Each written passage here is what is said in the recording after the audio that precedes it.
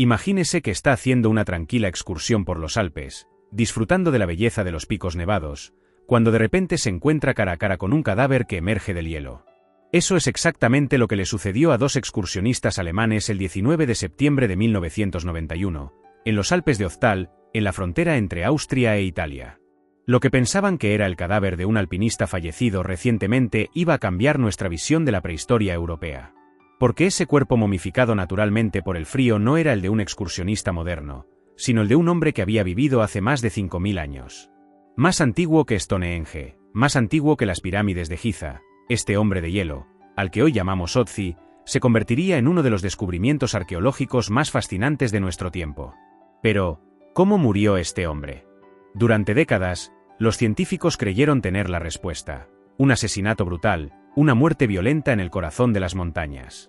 Sin embargo, las últimas investigaciones revelan una verdad muy diferente, una muerte más misteriosa y trágica de lo que se podía imaginar.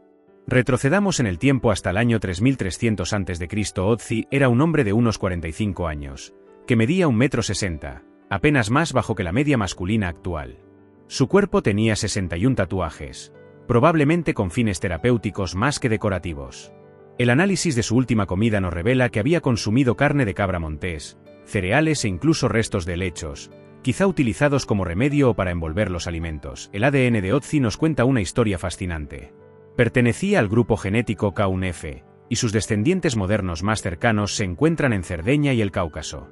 Esto sugiere que su pueblo formaba parte de las grandes oleadas migratorias que dieron forma a la Europa neolítica, aquellas poblaciones que trajeron la agricultura y la ganadería a nuestro continente.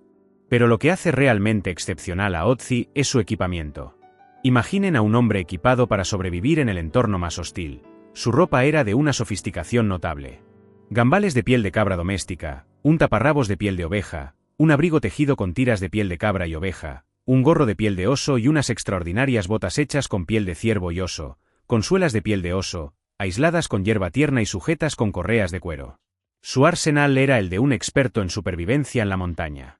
Un hacha de cobre, objeto de gran prestigio en aquella época, una daga con hoja de pedernal y mango de madera de fresno en una funda de hierba trenzada, un arco de madera de tejo sin terminar, pero más grande que él, y un carcaj de piel de gamuza con 14 flechas.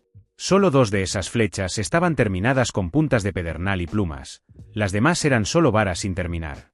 También llevaba recipientes de corteza de abedul, probablemente para transportar brasas envueltas en hojas de arce para encender fuegos, herramientas para tallar el pedernal, una especie de estera de hierba o pequeña red, y diversas setas medicinales ensartadas en tiras de cuero, utilizadas quizás como antibióticos o yesca.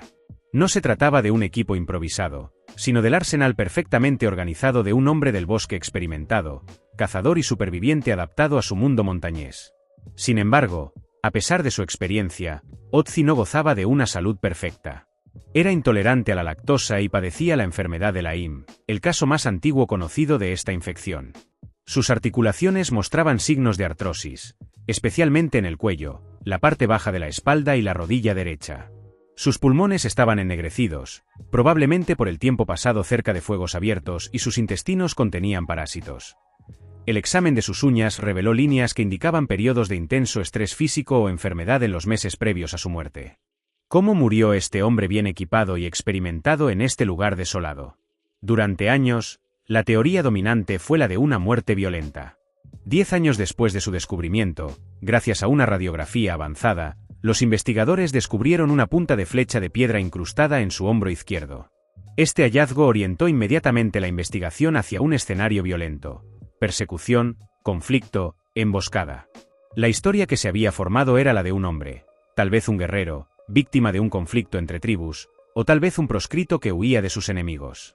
La flecha habría perforado un vaso sanguíneo importante, provocando una hemorragia mortal rápida. Esta teoría predominó durante décadas. Las heridas en la cabeza reforzaban esta hipótesis de violencia. Se habían identificado varias depresiones y fracturas en su cráneo. Los investigadores las interpretaron como pruebas de un golpe violento, tal vez infligido con un garrote o un objeto contundente durante un enfrentamiento, ya fuera antes o después del ataque con la flecha. El escenario parecía plausible: una herida de flecha que lo incapacitó, seguida de un golpe mortal en la cabeza. Pero la ciencia es un proceso continuo de examen, revisión y perfeccionamiento. A lo largo de las décadas, Otzi ha sido sometido a análisis cada vez más sofisticados, desde escáneres de alta resolución hasta detallados exámenes forenses. Y estos nuevos análisis han comenzado a cuestionar las hipótesis establecidas sobre sus últimos momentos. Investigadores de la Universidad de Zúrich han llevado a cabo nuevas investigaciones, aprovechando el poder de la imagen médica moderna para examinar los restos de Otzi con una claridad sin precedentes. Sus descubrimientos han dado lugar a un cambio significativo en nuestra comprensión de la muerte del hombre de hielo. En cuanto a la flecha, los nuevos escáneres detallados han permitido comprender con mucha más precisión la penetración de la punta. El análisis reveló algo sorprendente: la punta de piedra no había penetrado tan profundamente como se pensaba. Es cierto que rompió un vaso sanguíneo en la zona del hombro, pero no seccionó ninguna arteria importante que hubiera provocado una pérdida de sangre masiva y rápida. Su análisis estimó que la hemorragia interna total causada por la herida de la flecha fue de solo unos 100 mililitros, aproximadamente media taza. Aunque increíblemente dolorosa e incapacitante, lo que podría dificultar el uso de su brazo izquierdo o sus movimientos rápidos, esta cantidad de pérdida de sangre no se considera generalmente mortal a corto plazo. Se trataba de una herida grave, sin duda, pero quizá no del arma del crimen que se había supuesto anteriormente. En cuanto a las heridas en la cabeza, las imágenes de alta resolución permitieron a los investigadores examinar el traumatismo craneal desde una perspectiva diferente. Llegaron a la conclusión de que las depresiones y fracturas en la cabeza de Otzi eran más coherentes no con un golpe fuerte y deliberado de otra persona, sino con una caída accidental. Al atravesar un terreno alpino escarpado, rocoso e irregular, una caída es un riesgo muy real.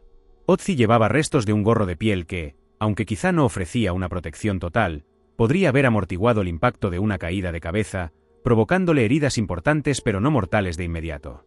Al igual que la herida de flecha, una mala caída sin duda podría haberlo incapacitado, dejándolo vulnerable. Si la herida de flecha no fue directamente mortal y la herida en la cabeza fue probablemente accidental, ¿qué fue lo que finalmente mató a Otzi? Los investigadores llegaron a una conclusión austera, pero quizás más plausible teniendo en cuenta el entorno. Otzi, el hombre de hielo, murió de frío. Sucumbió a la hipotermia, muriendo por exposición al frío extremo de los Altos Alpes. Este escenario revisado dibuja una imagen diferente de las últimas horas de Otzi.